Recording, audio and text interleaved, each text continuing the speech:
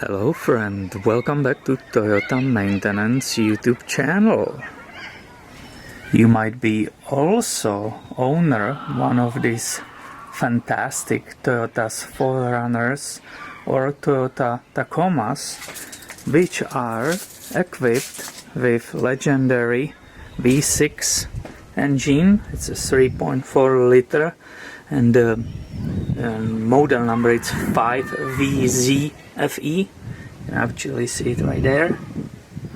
And when you are performing your maintenance or service, you might be frustrated that there is a lot of oil on the bottom of the engine or on the skid plate, and you clean it and then you are changing engine oil again and it's there again and it keeps coming. And this one is very specific, and that gives us kind of idea why is it happening.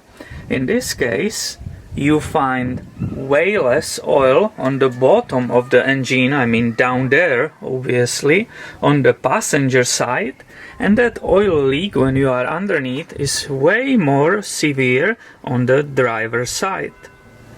You might be positively surprised that the Toyota part is basically this. Here you can see the number, and it's relatively easy to replace. Do you know what I'm talking about? I'm pretty sure some of you already know what we will be doing right now. And yes, you are right. This engine oil leak, it's from the bottom, and it's happening from the failed O-ring, rubber O-ring on this engine oil dipstick tube. Now I will try to zoom down there really quickly and show you that area which I'm talking about. There. Do you see that tube which is going down there in the engine oil pan? This is what I will be dealing with. So as I said, it's clean down there. I'm good. So I will remove this 10mm bolt. And believe or not, if I'm careful and gentle, that lets me nicely remove that dipstick tube out of the vehicle. And let's see together how that gasket looks like. I've cleaned that dipstick tube end, and I will show you right now the detail of the O-ring. You can see the new one obviously here, and this is the old hardened O-ring. And now I will go ahead and remove the old one. I will use this little pick, special tool. Let's see if it will break, how hardened it is. Okay.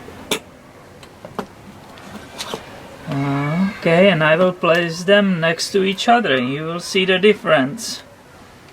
And here are those O-rings side by side. You see, the one of them is flat and one of them is still nice and round. I'm going carefully install the new one on this tube, making sure I don't rip it or break it.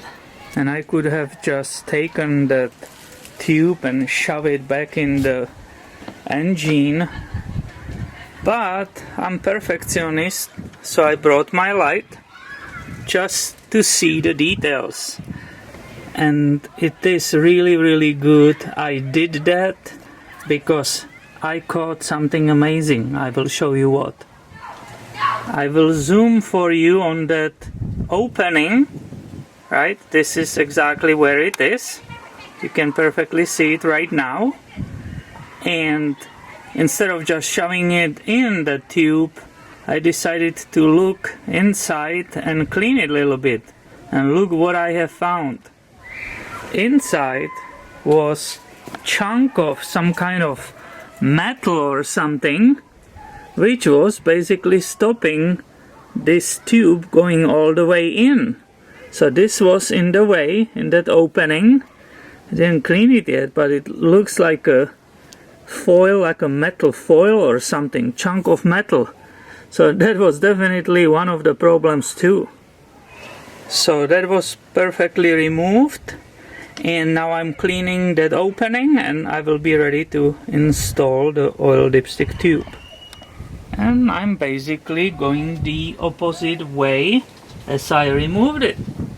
So I'm carefully going down. I don't want to drop any dirt or anything in that engine opening, right? And I want to gently install that new rubber O-ring. So I will be twisting it. You can lubricate it also a little bit so it has an easy way to get in. When I lubricate it a little bit with the oil, it really easily went inside. So I will install this 10mm bolt and I will show you the detail of the installation.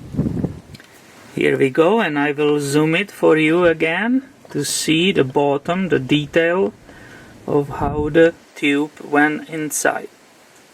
And I will start the engine. I will show you that there's definitely no seepage of the engine oil through that area. And the engine was running already a couple of minutes. You can hear the fan, it's quiet.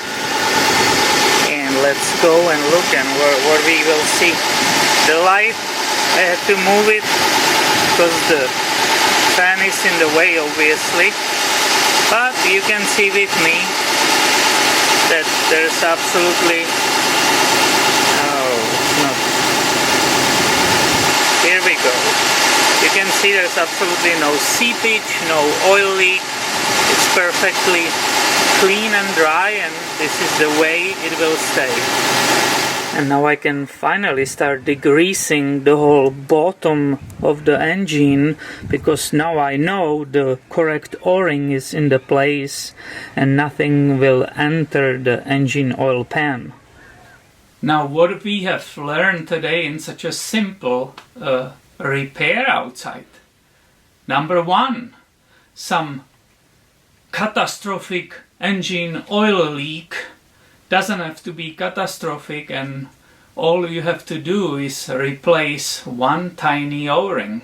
If you know what you are doing and you have a knowledge of that certain engine.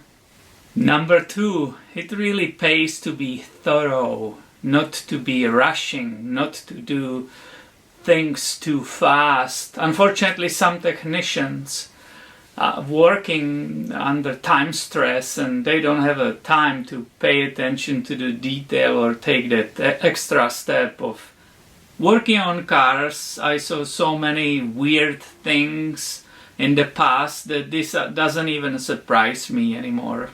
And that's all for today, so stay tuned, be subscribed, because I have way more videos about Toyotas coming your way very soon. I'm serious. See ya.